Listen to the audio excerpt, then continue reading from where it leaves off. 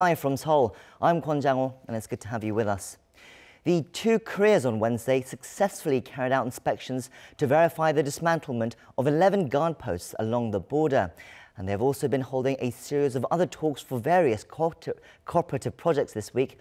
But there is still no word yet on whether Kim Jong-un will accept the invitation to visit Seoul this year as previously planned. We try to explore the thinking behind Pyongyang's actions later in the program. But first, we catch up with the latest headlines by turning to Devin Whiting at the News Center. Devin? Hi, Jung-ho. President Moon Jae-in has been discussing strategies to implement smart manufacturing in the southeastern province of Gyeongsang-namdo.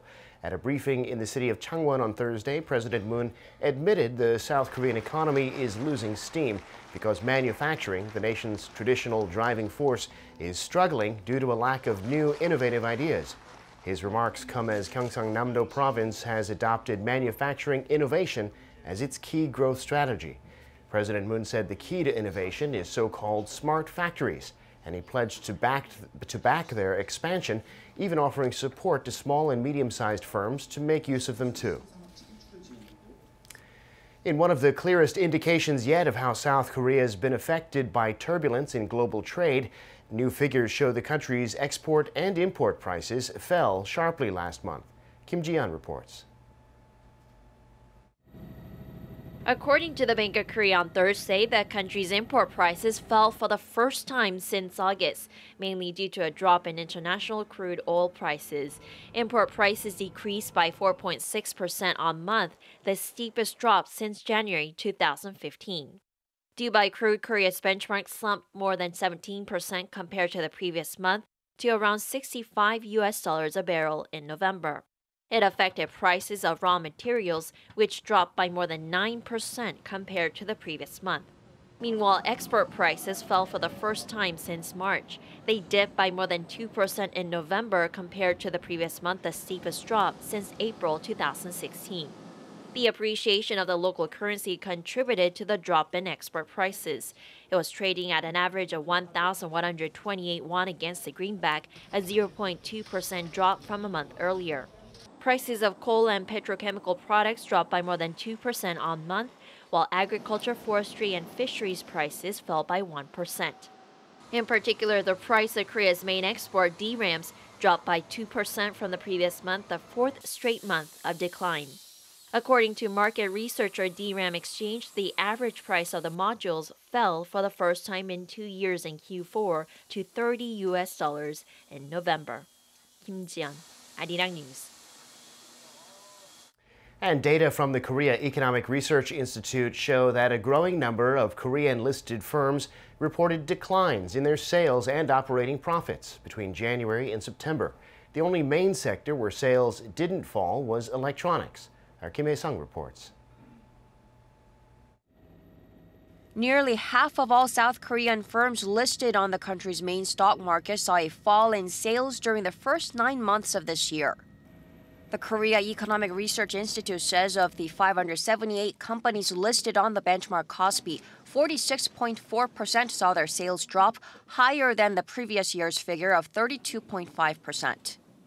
As for operating profits, 6 out of 10 companies saw declines, up from 2017's 41%. 209 companies saw both sales and operating profits decline, 1.4 times as many as the previous year, while the number of firms that saw both figures go up shrank by 25%.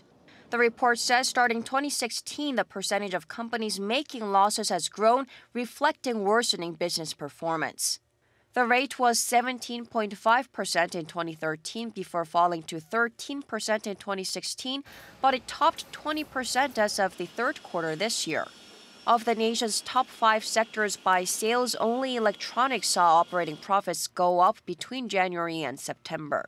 But excluding the nation's top 2 chip makers, Samsung Electronics and SK Hynix, the electronics sector saw operating profits fall by over 47% on year. The chemical sector also saw a 9% fall in profits, and transport equipment fell 70%.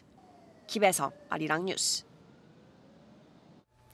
In other news, officials from the two Koreas are discussing how to move ahead with the groundbreaking ceremony on work to connect their railways and roads. The two sides began talks on Thursday morning at the Inter-Korean Liaison Office in Kaesong. A Unification Ministry official told reporters that they will discuss the time and place of the ceremony, as well as who will be attending.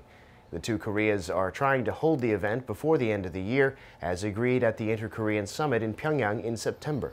The ministry has already sent a basic plan for the event to the North, and they've been sorting out the details based on that plan. Some media reports have speculated that the reason President Moon flew west, stopping in Europe on his way to Argentina last month for the G20, was because the South Korean presidential plane is subject to U.S. sanctions and couldn't stop in America. The Blue House today is denying those reports. A spokesperson said Thursday that the reason the president went via the Czech Republic is completely unrelated to the sanctions on North Korea. Those sanctions ban any plane that's landed in the North from landing in the U.S. without clearance 180 days in advance. The Blue House said there were no discussions with the U.S. related to that matter. Rather, the Czech Republic was chosen as a midway refueling point for the plane, he said, and flying west was better in terms of biorhythm. In September, President Moon's plane did, of course, land in North Korea when he went to Pyongyang for his third Inter-Korean summit. U.S.-based North Korea monitoring website 38 North says it's still not clear how much of North Korea's nuclear test site at Punggye-ri has been destroyed, prompting speculation that the test site has not been fully abandoned. 38 North analyzed satellite pictures from late October and November and said the two biggest buildings at the command center are still intact, as are various nearby support facilities. Some 20 personnel were also spotted at one of the facilities, and roads in the area were well maintained. The website added that if inspectors visit the site, they should inspect all the key test areas and use drill rigs to check how far back the tunnels have been collapsed. North Korea blew up parts of the test site in May this year, and in October invited inspectors to visit and confirm that it had been destroyed irreversibly. The number of people who visited South Korea's easternmost Dokdo Island this year has surpassed 220,000. That's the highest figure since 2013, when Dokdo got around 250,000 visitors. It's also about 7% higher than last year's total. The Dokdo Management Office says what helped bring in more visitors was the fact that ferries to the island ran on a regular schedule from March to October, and that more people are interested in Dokdo. In total, more than 2 million people have visited Dokdo since 2005, when it opened to the public for the first time. I'm Devin Whiting, and those are your news headlines.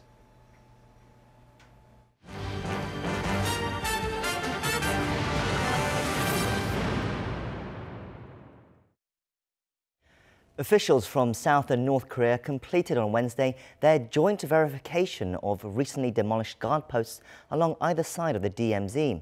And this comes as part of the agreement reached by the two Koreas in September, aimed at lowering military tensions. Our Park Ji-won reports. South Korea's Defense Ministry announced Wednesday that the South Korean teams of inspectors first verified the removal of North Korean guard posts in the morning, and the North Korean teams came south in the afternoon. According to the ministry, the inspectors verified that the guard posts have been completely disarmed and demolished, and that any underground facilities were destroyed as well. The inspection teams were led by active-duty military officers of colonel-level rank, and they used cross-border footpath between each pair of guard posts built specifically for the purpose.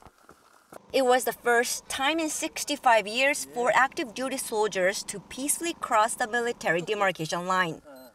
The 11 guard posts on each side, located within 1 kilometer of the military demarcation line, were marked for demolition during inter-Korean military talks earlier this year. The two Koreas had agreed to get rid of a number of them in September's comprehensive inter-Korean military agreement as a show of both sides' willingness to stop all hostile acts against each other. From November, the two sides began removing firearms and troops from them and then tore down the structures, but decided to preserve one of them each for historical reasons. Meanwhile, earlier in the day, President Moon Jae-in was briefed about the inspection by the Defense Minister Chung Kyung-do and the chairman of the Joint Chiefs of Staff Park Han-gi as he watched live footage of the process. President Moon called the joint inspection a watershed event that shows both Korea's determination to build trust and reduce tensions. 우리 군이 이 한반도 평화 과정을 든든하게 뒷받침을 해 나간다면 오늘의 그 오솔길이 또 평화의 길이 되고 DMZ가 평화의 땅으로 바뀌게 될 것이라고 믿습니다. 남북 양 정상 간의 합의를 양측 군이 착실하게 이행을 하면서 오늘의 신뢰에 이르렀습니다. 이러한 신뢰야말로 전쟁 없는 한반도 실현을 위해서 가장 중요한 동력이라고 믿습니다. President Moon also called the verification an exemplary case in the international community of military trust building. Park Ji-won, Arirang News. Now to further look at the significance of this latest development, we have with us Professor Kim Hyun-wook from the Korea National Diplomatic Academy. It's good to have you back on the show. Thank you very much. So for the first time since the Korean War, some 65 years ago on Wednesday, active duty soldiers from the two Koreas peacefully crossed the military demarcation line along the border separating the two Koreas to carry out inspections of the guard posts that they had agreed to dismantle. Now, President Moon described this as an example of showcasing the trust that is needed between the two Koreas to achieve peace on the peninsula. How significant was this moment for you, and could we have imagined this just 1 year ago? 1 year ago, I don't think it would be easy for us to imagine this happening. You know, for the 65 years of divided Korea, I think there has never been an attempt to demilitarize the DMZ area.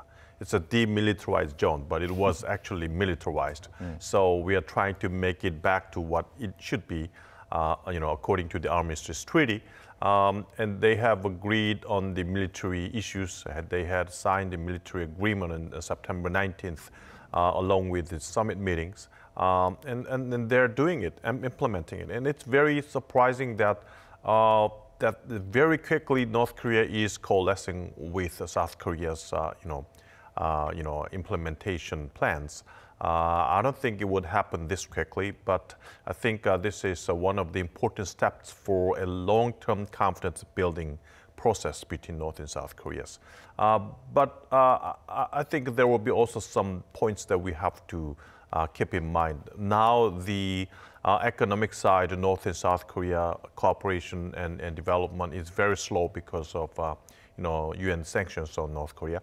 So I think North Korea needs to develop other areas cooperation with South Korea, because in case things will be stuck and the US might think next year sometime that, okay, implementation of North Korean denuclearization is very slow. Trump government would think that, oh, we need to go back to very, hardline policies. And the North Korea needs to have some buffer, South Korea, important buffer vis-a-vis the US's hardline policy towards North Korea. So even though economic issue would not be very good in cooperation, other areas cooperation is something that North Korea, I think, needs to focus at this time. And also, North Korean conventional weapon system is very, very old and no good. I mean, because of monetary issues, they decided to focus on nuclear issues instead of developing and modernizing conventional weapon systems. So under these circumstances, I don't think North Korea would be would think that they would think that, okay, North Korea's conventional weapon system is no good. It would be good to disarm the conventional weapon systems of North and South Korea together. It would be a winning game. That's what North Korea might think. What's interesting for the two Koreas, I think, is that this process was agreed and carried out without any involvement from the US or Washington. I mean, what is the importance of that for the two Koreas, and what does it say about needing the US to carry out a peace process independently from them? I don't think, unless there is any issues involved in economic agenda, other areas is independently, carried out by South and North Korea. That's something that is not the targets and boundaries of international sanctions on North Korea. So that's what we have to focus on. We have been doing some, other issues like sports cooperations and other cooperations in the forestry, medicine, and also in humanitarian issues. Of course, humanitarian issue is something that U.S. is unwilling to give to North Korea because of several, excuses. But still, other areas is something that we can speed up. I think that is a way we can still, broaden the facets of contact with North Korea. A lot of contacts between North and South Korea's bureaucrats and people-to-people contact. So that's something important basis for a, further, integration between two people and two Koreas.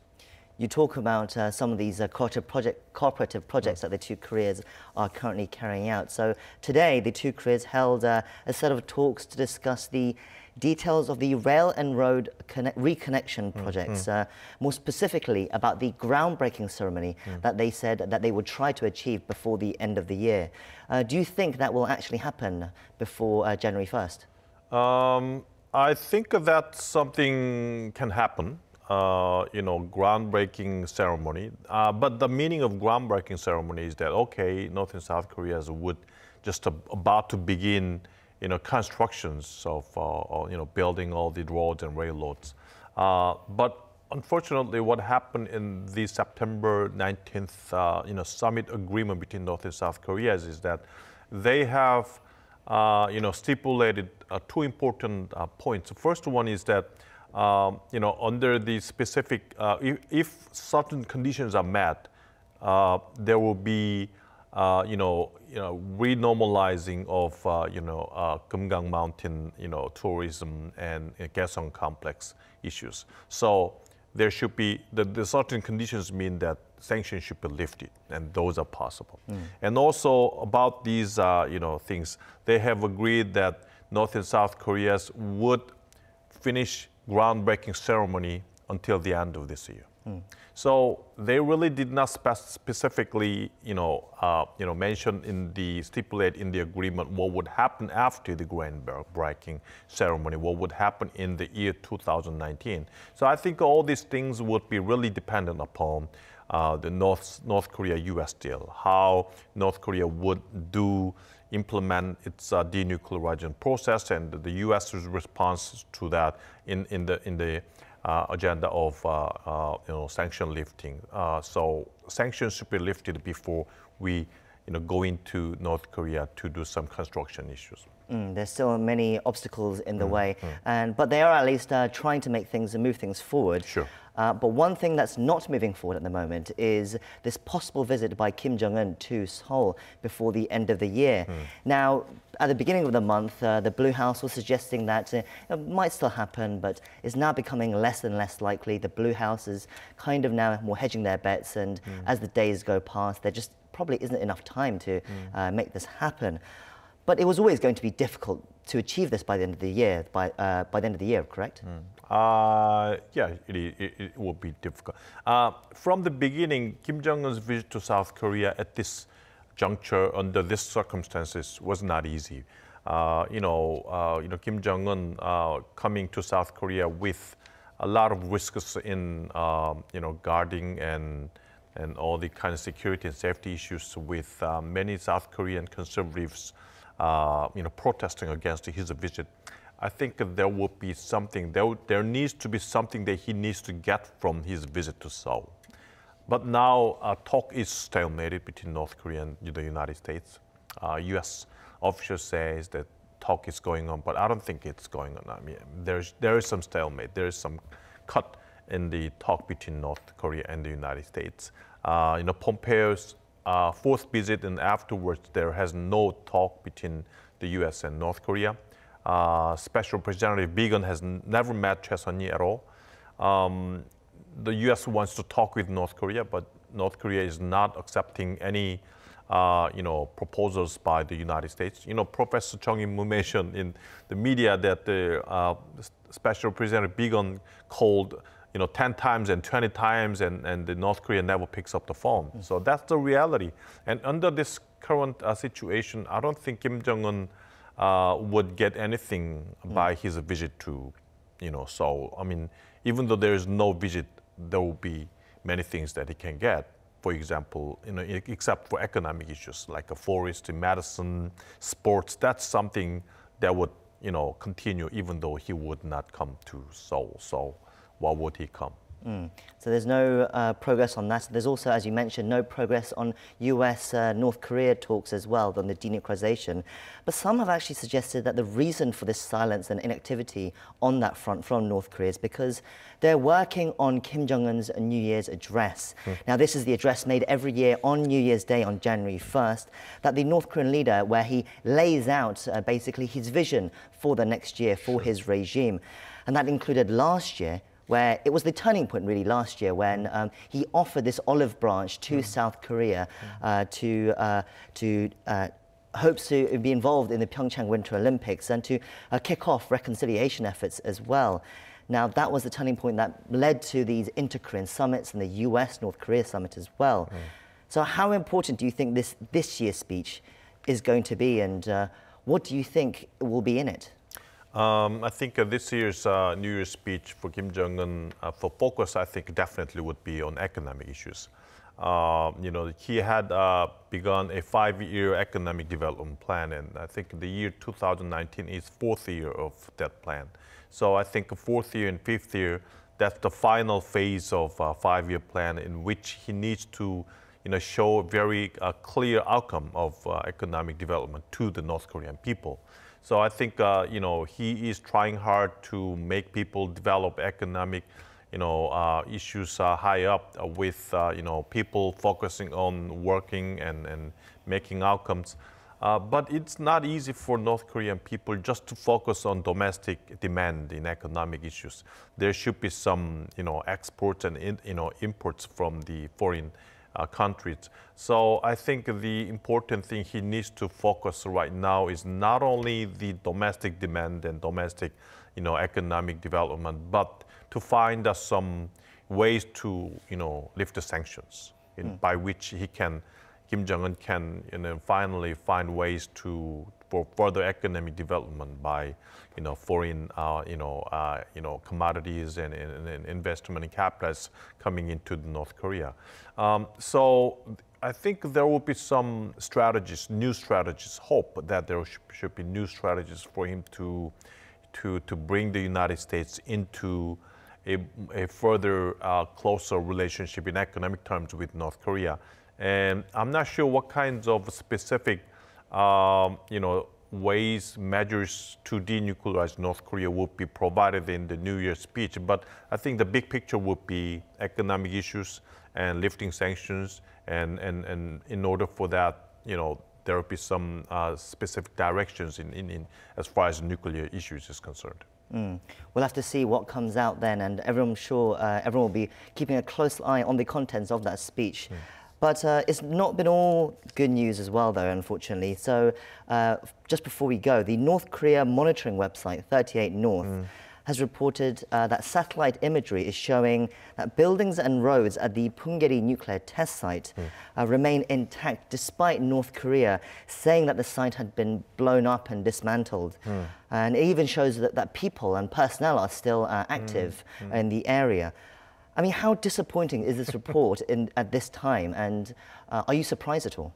Yes, I'm surprised because that's the place that a lot of South Korean journalists have been visiting to take a look at what would be the site of, Punggye-ri site to be destroyed at the time. North Korea clearly argued that that's the very, complete destroy and destruction of the Punggye-ri website, Punggye-ri nuclear site, test site. But still 38 North says that it is still going on. So important thing is that verification is very important. There should be inspectors going in and and verification of whether it is really seriously and sincerely and completely destroyed. That's something that the North and South Korea has to agree in the future. It is definitely capable of being reoperated in the future. So I think afterwards there has been some disconnection between the U.S. and North Korea in their dialogue. But if that is reconnected, I think the foremost important issue that two countries has to focus is verification. Well, we'll have to keep a close eye on that. Anyway, it's good to have you on the show as always. Thank you for coming in and giving us your insights. Thank you very much. And that concludes our show for today, but do stay tuned to Arirang for our later newscasts for the latest from Korea and around the world. Thank you for watching and hope you can join us again next time. Goodbye.